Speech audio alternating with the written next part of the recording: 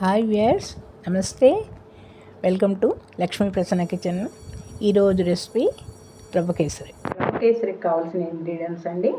ముందుగా ఒక కప్పు బొంబాయి రవ్వ, ఒక కప్పు పంచదార, అరకప్పు నెయ్యి, జీడిపప్పు, కిస్మిస్లు అండి. ఇది యాలకులు పంచదార కలిపిన పొడి అండి. ఇవి రవ్వ కేసరికి కావలసిన ఇంగ్రీడియంట్స్. ఇప్పుడు రవ్వ కేసరి తయారు చేసుకునే విధానం చూద్దామండి. ముందుగా స్టవ్ ఆన్ చేసండి. కడాయి పెట్టుకొని ఒక టేబుల్ స్పూన్నర నెయ్యి వేసుకోవాలండి.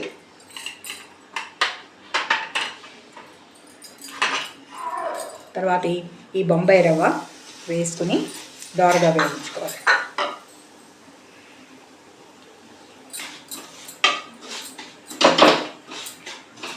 ఇప్పుడు వచ్చేది గణేష్ చతుర్థి కదండి. మనం 2 పూట్ల రోజు ఏదో ఒక నైవేద్యం స్వామివారికి పెట్టాలి కదండి. అందుకు ఈ చిన్న చిన్న ప్రసాదాలు మనం పిల్లలకి చేసి చూపిస్తే నేర్చుకుంటారని ఈరోజు నేను ఈ రవ్వ కేసరి చేసి చూపిస్తున్నానండి. చూసి పిల్లలు నేర్చుకుంటారు. ఇప్పుడు రవ్వ దోరగా వేగిపోయింది కదండి. ఈ రవ్వను తీసి పక్కన పెట్టుకున్నాం. గ్యాస్ స్టవ్ కట్టేసి రవ్వను తీసి పక్కన పెట్టుకున్నాం. ఇదే కడాయిలో అండి 1 స్పూన్ దాకా నెయ్యి వేసుకుని ఇప్పుడు మనం జీడిపప్పు కిస్మిస్లు వేయించుకుంటాం.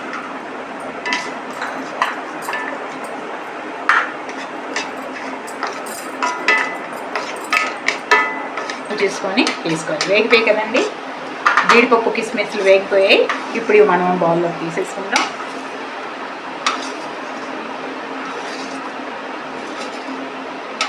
ఇదే కడాయిలో అండి 1 కప్పు దాకా పాలు, 2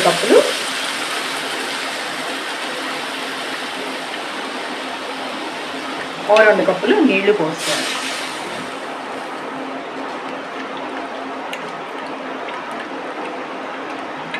ఓ 2 కప్పులు నీళ్లు వేసుకోవాలి.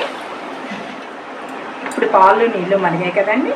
ఇందులో మనం వేయించి పెట్టుకున్న రవ్వని నెమ్మదిగా వేస్తూ కలుపుకోవాలి.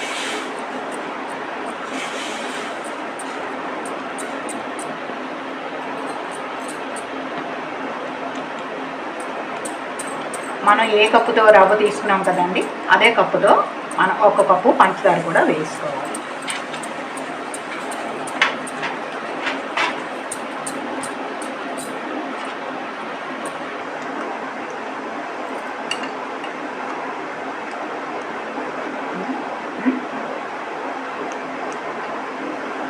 రవ్వ దగ్గర పడింది కదండి. ఇప్పుడు నెయ్యి పోస్తూ కొంచెం కలుపుకోవాలి.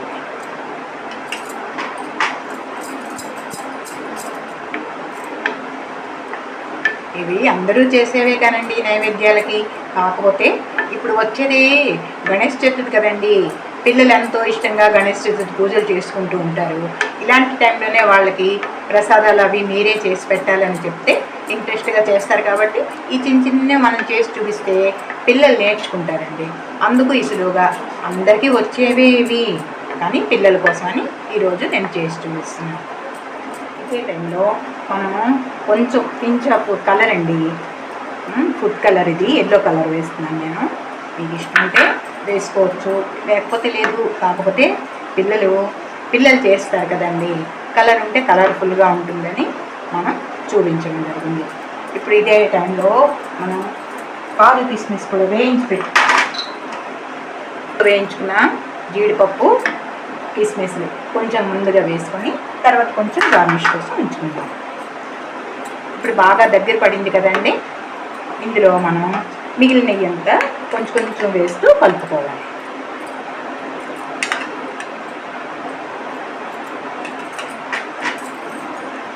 ప్రసాదాలకి నెయ్యి ఎంత వేస్తే అంత బాగుంటుందండి.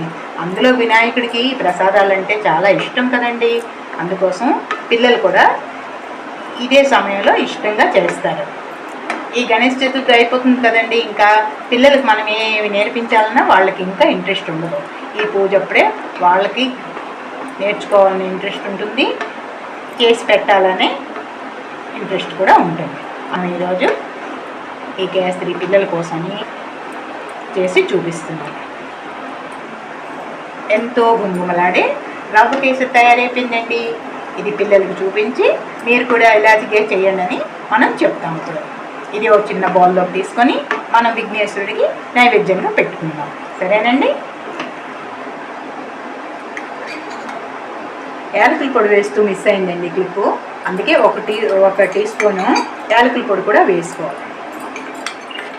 ఇప్పుడు గుమగుమలాడే రవ్వ కేసరి రెడీ అయిపోయిందండి. మన విఘ్నేశ్వరుడికి ఇది నైవేద్యంగా బౌల్లోకి తీసి పెట్టుకుంటాం. విఘ్నేశ్వరుడికి ఎంతో ప్రీతికరమైన రవ్వ కేసరి రెడీ అయిపోయింది కదండి. ఇప్పుడు మనం దీని మీద జీడిపప్పును కొంచెం కిస్మిస్లు పైన గార్నిష్ చేసుకుంటాం. గార్నిష్ చేసుకొని దేవుడికి నైవేద్యం పెట్టుకుంటాం. మళ్ళీ కొంచెం పైన 2 జీడిపప్పులు కిస్మిస్లు పైనుంచి అద్దుకుంటే అందంగా ఉంటుంది కదండి. మన పిల్లలకి ఎలాగ అన్ని పైన గార్నిష్లు ఇష్టమో వినాయకుడు కూడా చిన్నపిల్లవాడే కదండి, ఆయనకు కూడా అన్నీ కలర్ఫుల్గా గార్నిష్లా చేసి పెడితే ఆయనకి ఎంతో ఇష్టం.